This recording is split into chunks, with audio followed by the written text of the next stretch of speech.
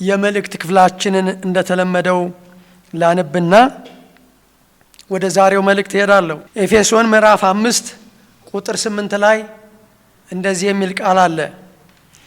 ቀድሞ ጨለማ ነበራችሁና አሁን ግን በጌታ ብርሃን ናችሁ። ቀድሞ ጨለማ የነበረ ሰው አሁንም ጨለማ ነው ሊሆን የሚችለው። ምንድነው ልዩነት ያመጣው ሲባል አሁን ግን በጌታ ብርሃን ናችሁ ይላል። ስለዚህ ጌታ ካለ ምን አለ? ብርሃን አለ። ጌታ የሚለው ማንን ነው? ኢየሱስ ክርስቶስን ነው። እና ቀድሞ ጨለማ ነበራችሁና አሁን ግን በጌታ ብርሃን ናችሁ ይልና የብርሃኑ ፍሬ ይላል። ብዙ ጊዜ የምናውቀው የመንፈስ ቅዱስ ፍሬ ነው። እዚህ ጋር ደግሞ የብርሃኑ ፍሬ ብርሃን ፍሬ አለው። በበጎነትና በጽድቅ በእውነትም ሁሉ ነውና ይልና በጎነት የጽድቅ ፍሬ ነው።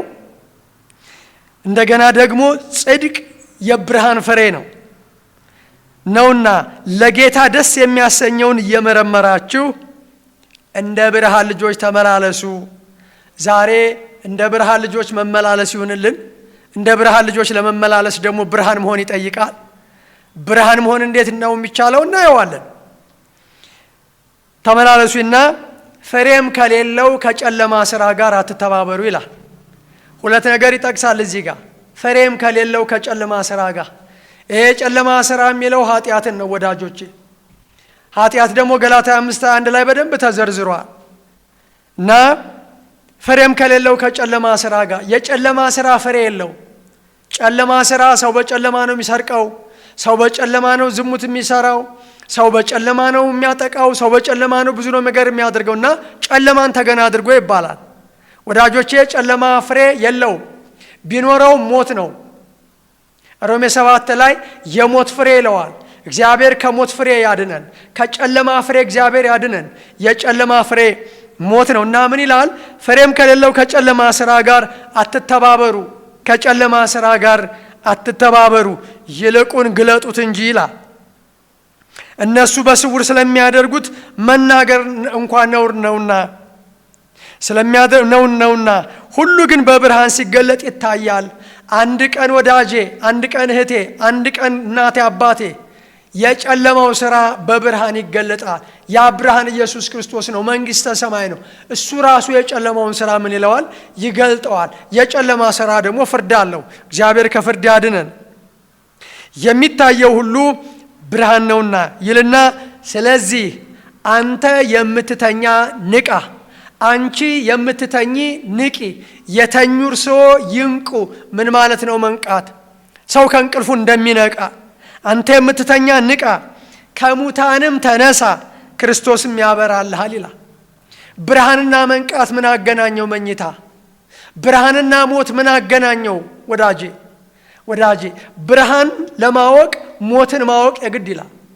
ብርሃንን ለማወቅ ጨለማን ማወቅ የግድ ይላል። እና እዚሁ 8 ላይ ያለው ቀድሞ ጨለማ ነበራችሁና አሁን ግን በጌታ ብርሃን ናችሁ ይላል። ብዙ ጊዜ በጥያቄ ነው ትምህርቶቻችንን የምንጀምረውና ዛሬም አንድ ጥያቄ ልጠይቅ እህቴ፣ በጨለማ ነሽ በብርሃን? ወንድሜ በጨለማ ነህ በብርሃን? መልስ የሚጠይቅ ጉዳይ ነው። ለእግዚአብሔር መልስ ትሰጣለህ፣ ለራስህ መልስ ትሰጣለህ። የምታዩኝ የምታደምጡኝ በጨለማ ናችሁ በብርሃን ናችሁ? ምን ማለት ነው በጨለማ መሆን ማለት? ምን ማለት ነው በብርሃን ማለት? እየቀጠልን ስንሄድ እናየዋለን። አንደኛ ዮሐንስ 1:5 ላይ እንዲህ ይላል፣ ከእርሱም የሰማናት ለእናንተም የምናወራላችሁ መልእክት። ከማ የሰማናት? ከእግዚአብሔር የሰማናት ወዳጆቼ። ከማ ያነበብናት? ከእግዚአብሔር ቃል ያነበብናት። ከእርሱም የሰማናት ለእናንተም የምናወራላችሁ። ዛሬ በዚህ ምሽት ለእናንተ የምናወራው አንድ ነገር ነው። ምንድነው እሱ? ቀጥሎ እንዲህ ይላል መልእክት። እግዚአብሔር ብርሃን ነው። ክብር ለኢየሱስ ይሁን። ስለዚህ ዛሬ የምናወራው ወዳጆቼ ተራ ነገር አይደለም፣ የከበረ ነገር ነው። እግዚአብሔርን ራሱን ነው የምናወራው። ለምን ሲባል እግዚአብሔር ብርሃን ነው ይላል። ጨለማ ከቶ በእርሱ ዘንድ የለም። ስለዚህ የምናወራው ስለማን ነው ስትለኝ ወዳጄ ስለ እግዚአብሔር ነው። እንዴት ይደንቃል ስለ እግዚአብሔር ማውራት። ስለዚህ ስለ እግዚአብሔር መስማት ትፈልጋለህ? እግዚአብሔር ደግሞ ምንድን ነው? ብርሃን ነው። ክብር ለኢየሱስ ይሁን። እግዚአብሔር ብርሃን ነው፣ ጨለማ በእርሱ ዘንድ ከቶ የለም የምትል ይህች ናት ይላል። ስለዚህ ርዕሴን እንዲህ ብየዋለሁ፣ ኢየሱስ ክርስቶስ የሕይወት ብርሃናችን ነው። ክብር ለኢየሱስ ይሁን። ኢየሱስ እንዴት ብርሃን እንደሆነ ምን አይነት ብርሃን እንደሆነ እናየዋለን። የሚገርመው ግን ስለ ብርሃን ከማውራታችን በፊት ስለ ብርሃን ጥቅም ዛሬ እናወራለን ከምናውቀው ተነስተን። እንደምታውቁት የአብዛኞቻችን ስራ በብርሃን ነው። ሁለት አይነት ብርሃን አለ፣ የተፈጥሮ ብርሃንና አርቲፊሻል ብርሃን ወይም ሰው ሰራሽ ብርሃን። የተፈጥሮ ብርሃን ብለን የምንለው ራሱ በሁለት ነው የሚከፈለው፣ ወደሱ መጣበታል። ግን ብርሃን በሁለት ይከፈላል። የተፈጥሮ ብርሃን ለምሳሌ ፀሐይ ትልቁ ብርሃን ይለዋል፣ ጨረቃ ትንሹ ብርሃን፣ ኮከብ ትንሹ ብርሃን። ዘፍጥረት 1 ላይ እንደዛ ይናገራል። እና ትልቁ ብርሃንና ትንሹ ብርሃን ይለዋል። እነዚህ ብርሃን እንደገና ሁለተኛው ደግሞ ሰው ሰራሽ ብርሃን ነው። አሁን ይሄ የተቀረጸን ያለበት መብራት ቤታችን፣ አሁን ቤታችሁ ቁጭ ብላችሁ በዚህ አጋጣሚ እንደው ምሽት ነው፣ አሁን መብራቱን ብታጠፉት ይጨልማል። በኢትዮጵያ ምሽት ነው አሁን። እና ይሄ የምናይበት ብርሃን ሰው ሰራሽ ብርሃን ነው፣ አርቲፊሻል ብርሃን ነው። እና ስለ ብርሃን ጥቅም አሁን በዚህ ሰዓት አያድርግና ያድርስና መብራቱ ድርግም ቢል አሁን በቤት ምንድነው የምትሉት? በጣም ታዝናላችሁ። ምክንያቱም መብራት በጣም አስፈላጊ ነው። እና አንዳንዴ ይጠፋል፣ ቀን እየሰራን እያለን ይጠፋል። ወዳጆቼ ማታ የሆነ ነገር ጥደን የሆነ ነገር እየሰራን እያለ ይጠፋል። ሐኪሞች ኦፕሬሽን እያደረጉ ይጠፋል ወዳጆቼ። እና አደጋ ነው መብራት ሲጠፋ፣ ሰው ሰራሽ አደጋ ሲጠፋ እናዝናለን፣ በጨለማ እንዋጣለን። ምንም ነገር መስራት ደስ አይለንም፣ አርፈን ነው የምንቀመጠው። በጨለማ የሚሰራ ሰው ያበላሻላ። የሚገርመው ግን ልክ የጠፋው መብራት ባለሙያዎቹ ሲለቁት፣ ከምንጩ ሲለቁት ሰው ሁሉ አንድ ነገር ያስተጋባል፣ ዋ ይላል። እና ያኔ ምን እንላለን? መብራት መጣ፣ መብራት መጣ፣ አብሩት እንላለን። ወዳጆቼ መብራት ምን ያክል አስፈላጊ እንደሆነ እናንተ ምን የምናውቃለን። ግን አንድ ጥያቄ ልጠይቅ ተመልካቾቼ። የተፈጥሮ ብርሃን ፀሐይና ጨረቃ ወዳጆቼ፣ የፀሐይ ብርሃን የፀሐይ ሙቀት ያላገኘ ሰው እንዴት እንደሚታመም ታውቃላችሁ። ብርሃን ባናይ አይኖቻችን ምን ሊሆኑ እንደሚችሉ አስቡ። ጨለማ ውስጥ የተቀመጠ ሰው የቆየ ሰው ውጪ ብርሃን ላይ ሲወጣ አይኑ ማየት አይችልም ወዳጆቼ። ስለዚህ ጨለማ ጉዳት አለው። አሁን የብርሃንን አስፈላጊነትና የጨለማን ጉዳይ ልነግራችሁ ነው። ጨለማ ጉዳት ነው፣ ሌላ ነገር የለውም። ምናልባት ለብርሃን ማነጻጸሪያ ሊሆን ይችል ይሆናል። ምናልባት የብርሃን ተቃራኒ በመሆን ለትርጉም ሊጠቅም ሊችል ይሆናል። ብርሃን ግን ምን ያክል ጥቅም እንዳለው እኔና እናንተ አየን። ታዲያ ወዳጄ ሰው ሰራሽ ብርሃን እንዲህ የሚያስጮኸን ከሆነ የተፈጥሮ ብርሃንማ እግዚአብሔር የሕይወት ብርሃን ኢየሱስማ እንዴት አያስጮኸን? እንዴት አያስፈልገን? ወዳጄ እውነተኛው ብርሃን ኢየሱስማ እንዴት አያስጮኸን? እንዴት አያስፈልገን? እህቴ የዘላለም ብርሃንማ እንዴት አያስፈልገን? ኢየሱስ የዘላለም ብርሃን ስለሆነ የሚያበራ የንጋት ኮከብማ ኢየሱስማ እንዴት አያስፈልገን? የመንግሥተ ሰማይ ብርሃንማ እንዴት አያስፈልገን? ወዳጄ ዛሬ ምኞትም ጥማትም ጸሎትም አለኝ ይሄ ብርሃን እንዲገባን። ይሄ ብርሃን ሲገባን እህቴ ጨለማ ይገፈፋል። የመከራ ጨለማ ቢሆን ይገፈፋል። ዛሬ አንድ ጸሎት ጸልያለሁ፣ አሁንም ጸልያለሁ። ይህ ምሽት ጌታ እግዚአብሔር ወዳጆቼ ጨለማ የሚገፈፍበት እንዲሆን ጸልያለሁ። ጨለማን የሚገፍና የሚያስወግድ ብርሃንማ እንዴት አያስፈልገን? ወዳጆቼ የምናወራው ስለ ብርሃን ነውና ቅድም እንዳልነው የብርሃን ተቃራኒ ጨለማ ነውና ጨለማውን በደንብ ማወቅ ብርሃኑን ማወቅ ነው። ብርሃን የሚገባን ጨለማውን ስናውቅ ነው። ጨለማ ማለት ታዲያ ትርጉሙ ምንድን ነው? ብዙዎቻችን ይገባናል። እናንተም ብጠይቅ አሁን ጨለማ ማለት ምን ማለት ነው ብዬ ብላችሁ ትመልሱልኛላችሁ። ጨለማ ማለት ብርሃን የሌለበት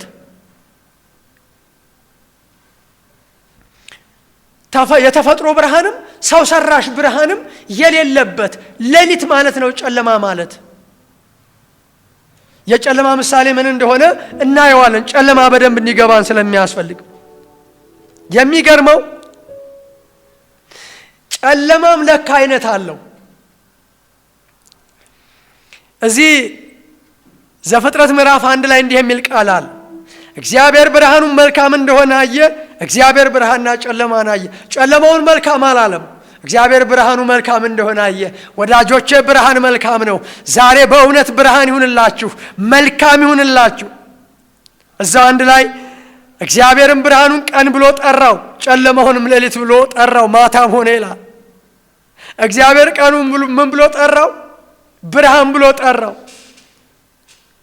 እግዚአብሔርም ብርሃኑን ቀን ብሎ ጠራው። ጨለማና ብርሃንን ከለየ በኋላ ብርሃኑን ምን አለው?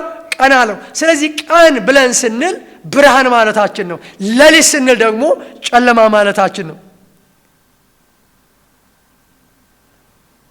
በጣም የሚገርመው የጨለማ አይነት ታላቅ ጨለማ ይለዋል ዘፍጥረት 15 ላይ። ሰው የሚዳስሰው ጽኑ ጨለማ ደግሞ አለ። ኦሪት ዘጸአት 10 ላይ እግዚአብሔርም ሙሴን እጅህን ወደ ሰማይ ዘርጋ፣ በግብፅም አገር ላይ ሰው የሚዳስሰው ጨለማ ይሁን። አያችሁ፣ እግዚአብሔር በሕዝቡ በእስራኤል መካከል እና በግብፃውያን መካከል በቃል ኪዳን ሕዝብና ወዳጆቼ የቃል ኪዳን ሕዝብ ባልሆነው ግን በፈጠረው ሕዝብ መካከል እንኳን ጨለማና ብርሃንን አደረገ። የሚገርመው በግብፃውያን ላይ የወደቀው ጨለማ ሰው የሚዳስሰው ጨለማ ነው። ለካ ሰው የሚዳስሰው ጨለማ አለ። አንዳንዴ እንዲህ አይነት ጨለማዎች አሉ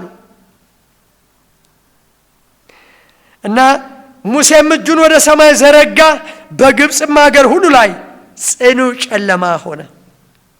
ብዙ አይነት ጨለማ አለ ወዳጄ።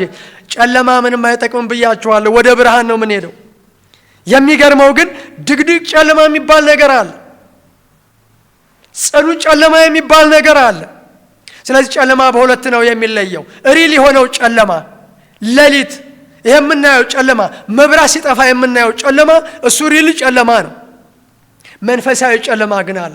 አሁን ዛሬ የምንነጋገረው እኔና እናንተ ከምናውቀው ጨለማ ተነሳን እንጂ ሊጠቅመን የሚችለው መንፈሳዊ ጨለማ አለ ወዳጄ። ምንድነው ይሄ መንፈሳዊ ጨለማ?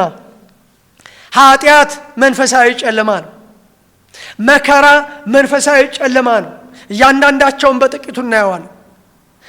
ክረምት ጨለማ ነው ወዳጆች እና የመንፈሳዊ ጨለማ ምሳሌ ነው።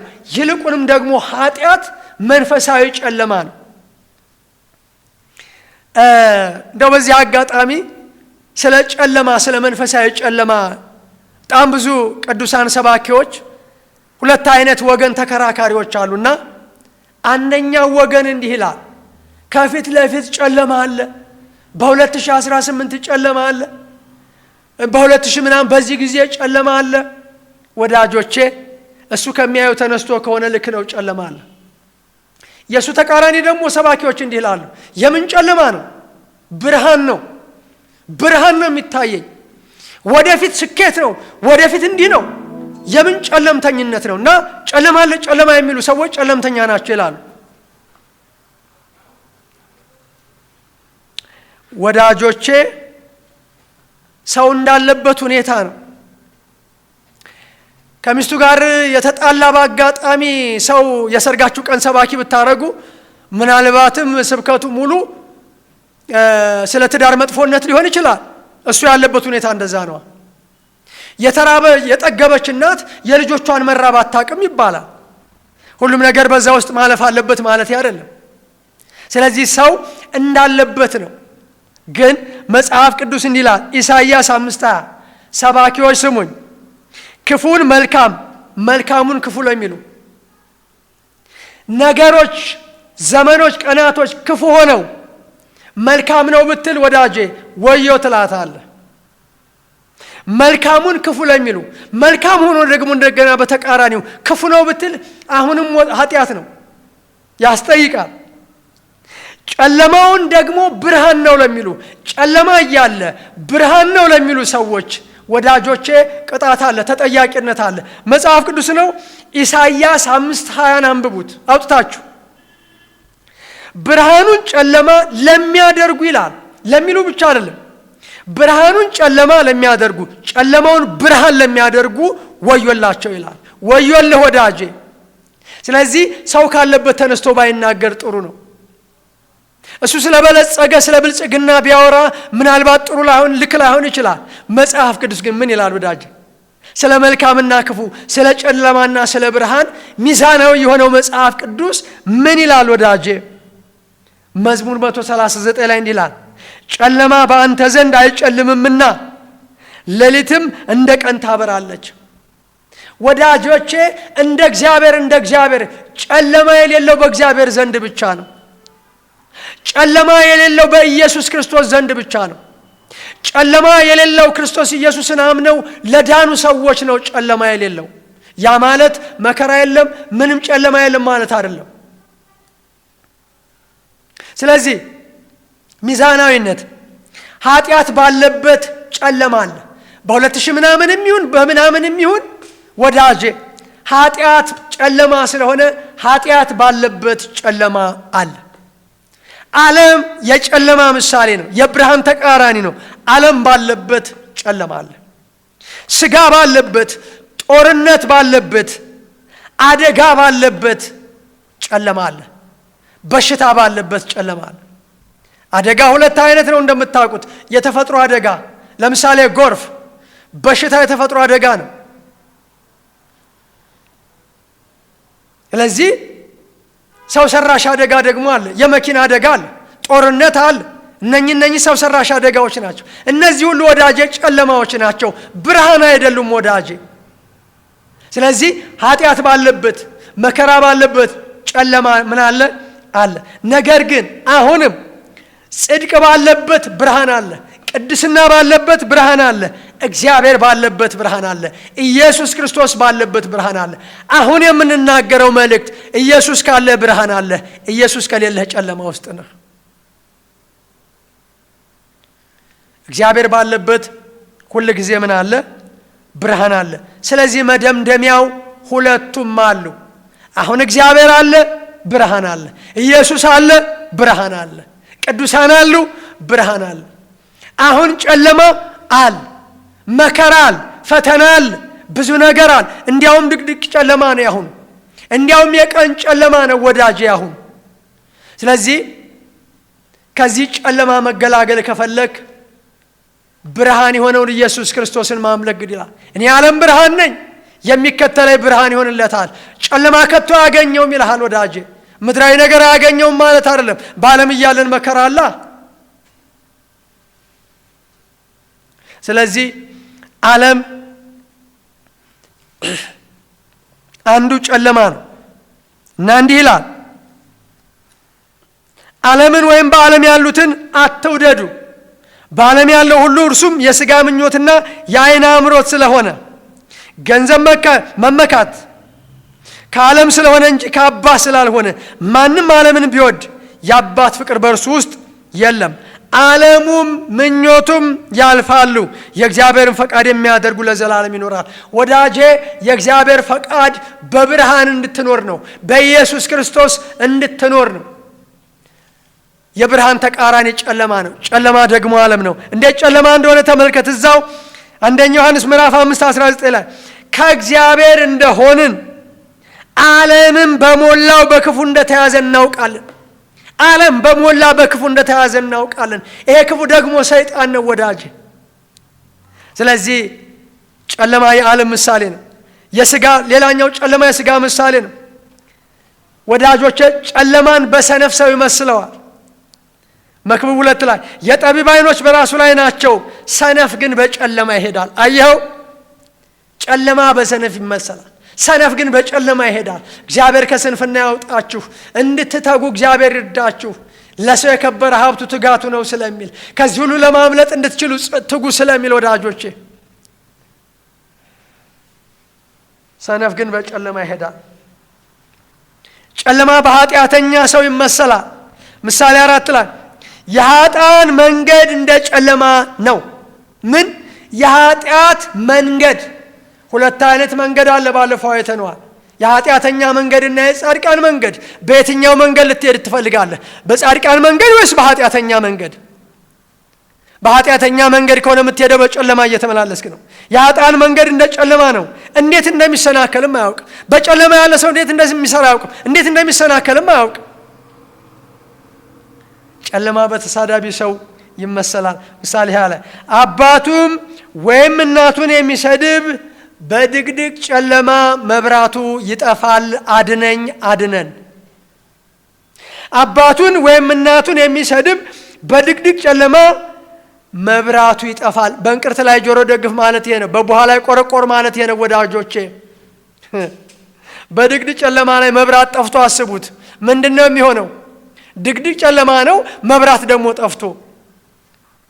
ቅድም እንዳልኩት በሰይጣን ይመሰላል ጨለማ። ሰይጣን የብርሃን መልአክ እንዲመስል ይላል። ስለዚህ ምንድነው ማለት ነው? ሰይጣን ጨለማ ነው። ሰይጣን ባለበት ጨለማ አለ ወዳጅ። ሉቃስ 22 በመቅደስ ዕለት ዕለት ስኖር እጆቻችሁን አልዘረጋችሁብኝ፣ ይህ ግን ጊዜያችሁና የጨለማው ስልጣን ነው አለ ጌታ ኢየሱስ።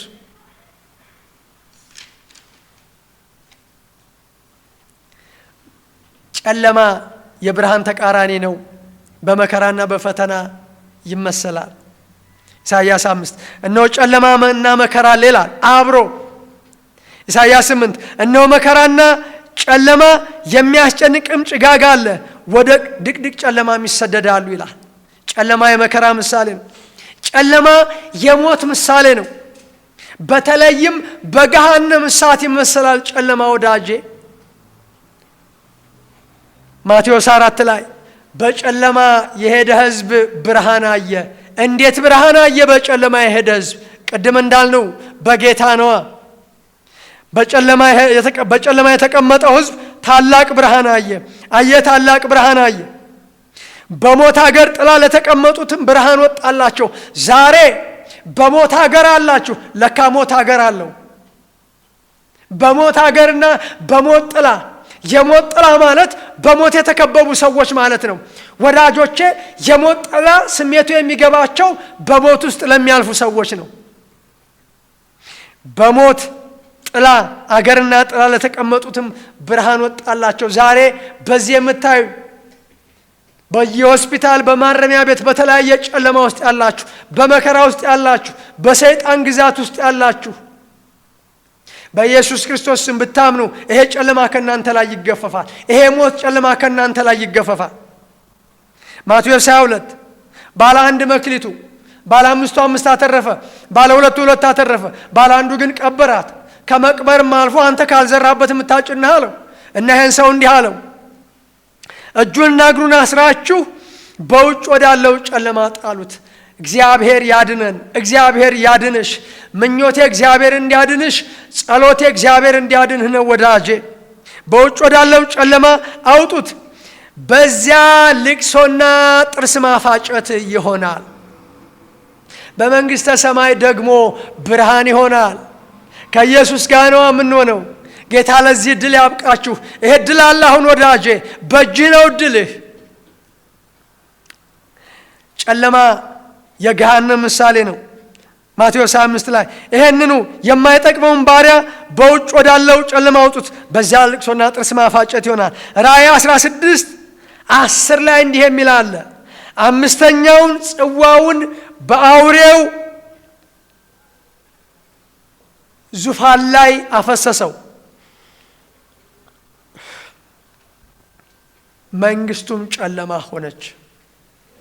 ከጨለማ መንግስት እግዚአብሔር ይጠብቃችሁ ወዳጄ።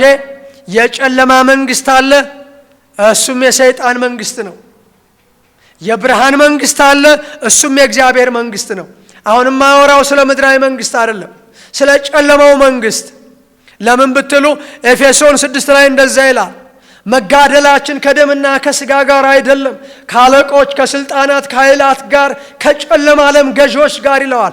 የጨለማ ዓለም ገዦች ሰይጣን ነው ወዳጆች። ልክ ነው። ሰው ለሁለት ነገር ይገዛል። ወይ ለጨለማው መንግስት ይገዛል፣ ወይ ለብርሃን መንግስት ይገዛል።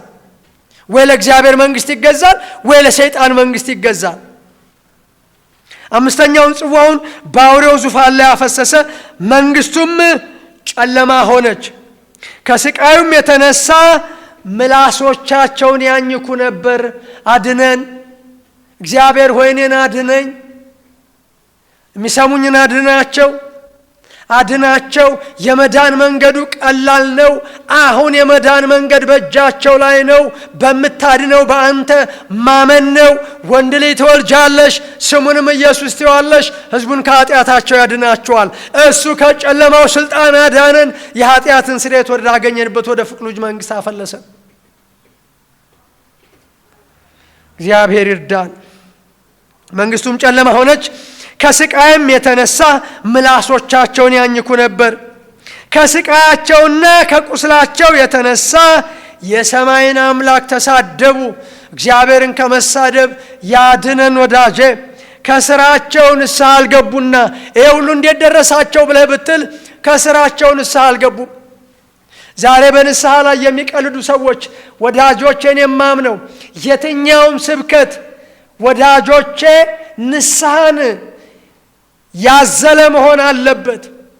ላልዳኑ ሰዎች ብቻ አይደለም፣ ለዳኑ ሰዎችም ንስሐ መግባት ያስፈልጋል። ንስሐ ስላልገቡ ይኸው እንደዚህ ሆኑ። ልክ ነው፣ አምነን እንድነናል። ልክ ነው፣ የዘላለም ሕይወት አለን። የዘላለም ሕይወት ነው ያልኩት ልክ ነው። ከስራቸው ምን አላሉም? ንስሐ አልገቡም። ወዳጆቼ ወደ ጨለማው መድኃኒት ከመሄደ በፊት አሁን አንድ ጸሎት እንጸልያለን። ወደዚህ ወደ ጨለማ መንግስት እንዳትሄዱ፣ ምላሳችሁን እንዳታኝኩ። ሉቃስ 16 ላይ ያለው ሀብታሙ ሰውዬ ሞቶ ሲኦል ወረደ። አብርሃምን ጠየቀ፣ አልዓዛርን ስደድልኝና በጣቱ ነክሮ ውሃ ምላሴን ያብርድልኛል። አይቻልም፣ በእናንተና በእኛ መካከል ገደል አለ አለው።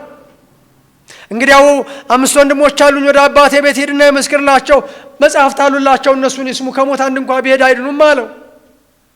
ወዳጆቼ አሁን ንስሐ እንግባ። እግዚአብሔር ሆይ አሁን ልታድነኝ እድል ሰጥተኛል። በሰጠኸኝ እድል እጠቀማለሁ። አንተ በከፈልከው ዋጋ ለእኔ ደህንነት ቀላል ነው። ኃጢአቴን ይቅር በለኝ። የጨለማው መንግስት ውስጥ መጣል አልፈልግም። የብርሃን መንግስት ውስጥ መግባት እፈልጋለሁ። የብርሃን መንግስት ደግሞ ኢየሱስ ክርስቶስ ነው። አመሰግንሃለሁ በኢየሱስ ክርስቶስ ስም አሜን። ስላደመጣችሁኝ አመሰግናለሁ። ንስሐ የገባችሁ ሰዎች ምናልባት ሩቅ ከሆናችሁ ባላችሁበት ቦታ የክርስቶስ ኢየሱስን መንግስት ከሚያሰፉ ጋር በክርስቶስ ኢየሱስ መንግስት ውስጥ በብርሃን መንግስት ውስጥ ካሉት ጋር አብራችሁ